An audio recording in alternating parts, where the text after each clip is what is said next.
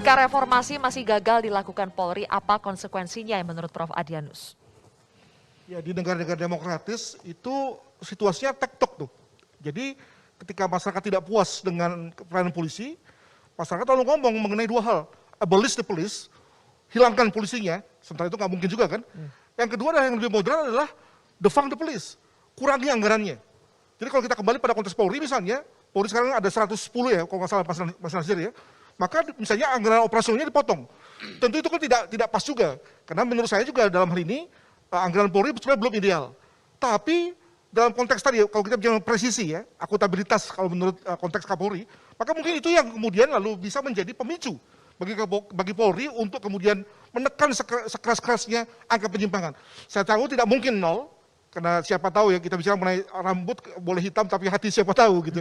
Tapi kalau kemudian memang itu nggak bisa dilakukan, maka memainkan kartu anggaran mungkin menjadi hal yang bisa dicoba untuk kemudian kita pakai di masa depan. Memainkan kartu anggaran, Bang Nasir. Iya, jadi bahwa memang untuk menjaga keamanan dan ketertiban itu kan butuh angka besar.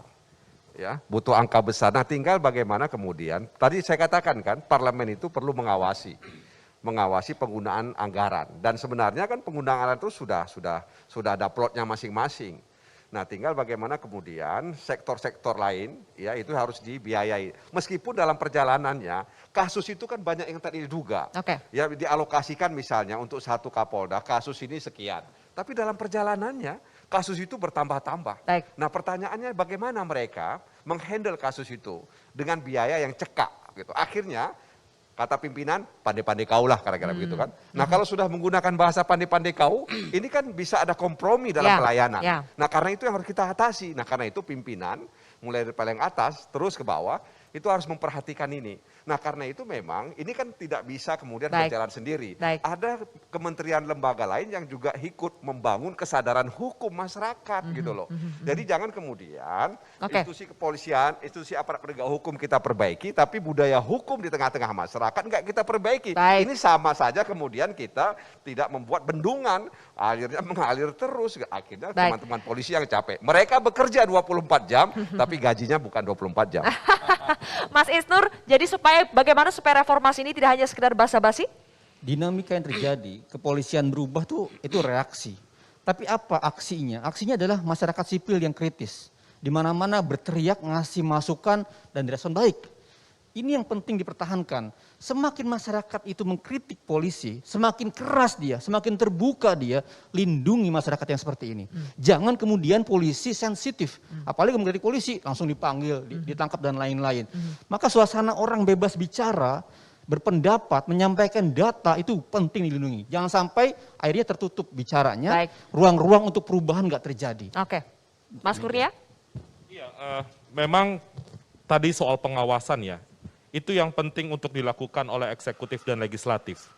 Kalau sependek kita lihat selama ini kan Bang Nasir dan kawan-kawan ini galaknya ke KPK, tapi kalau kepolisian kita tidak pernah mendengar ada kritik yang tegas, ada pengajuan hak angket, tapi berbagai masalah di Polri tidak pernah diajukan konteks tersebut.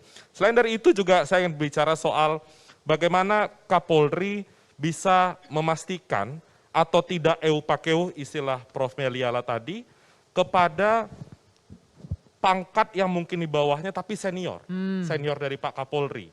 Karena kita melihat ada banyak saya rasa pejabat perwira tinggi Polri yang melakukan rangkap jabatan. Ada yang menjadi komisaris dan lain sebagainya. Padahal, koreksi saya kalau salah Pak Rusdi, di Undang-Undang Kepolisian, kalau kepolisian itu ingin bertugas di luar kepolisian, itu harus berhenti dulu sebagai anggota Polri.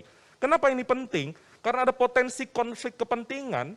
Karena pada dasarnya kepolisian adalah penegak hukum dan di sana yang kita khawatirkan. Tadi juga kata Bang Isnur soal bagaimana kepolisian menjaga harapan demokrasi di Indonesia. Saya ambil satu contoh. Selain soal represivitas ketika mengutarakan pendapat, ada problem Pak Rusdi yang sering dirasakan oleh masyarakat sipil misalnya. Ketika kita mengkritik, bukan hanya laporan undang-undang ITE, tapi ada isu peretasan juga. Ini selalu kita gaungkan. Tapi di mana peran polisi? Coba sebutkan satu saja kasus peretasan yang diungkap oleh kepolisian. Padahal isunya sudah menggema ke seluruh Indonesia. Saya Oke, rasa itu. silakan Pak Enggak, Rusdi begini, saya terakhir. sedikit Waktu. aja, karena kenapa parlemen katanya galak sama KPK? KPK. Karena KPK itu punya kewenangan yang besar, harus lebih galak gitu Oke, loh. Ya. oke, Kalau baik. nggak abuse kewenangannya. Terakhir Pak Rusdi untuk menjawab semua tadi catatan dari teman-teman yang sudah hadir di sini, semuanya demi kebaikan Polri agar bisa bertransformasi, bereformasi dengan baik. Reformasi di tubuh Polri terus berjalan.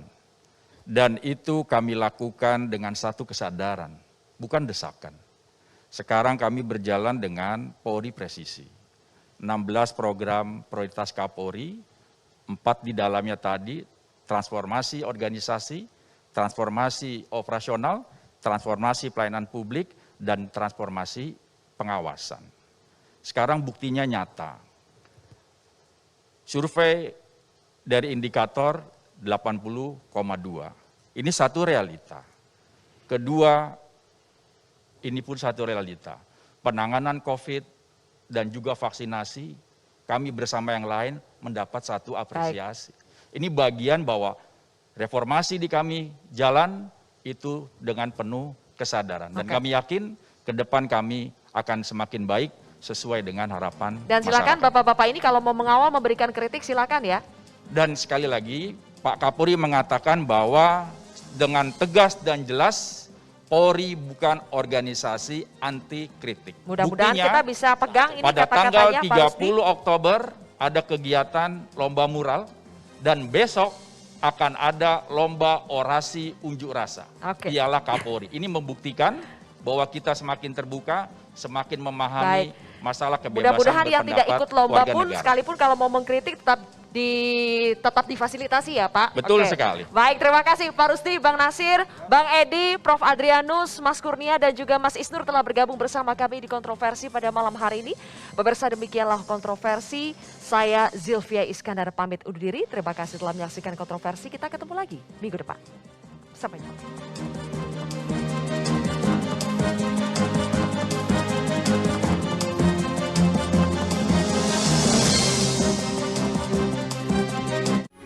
Metro TV,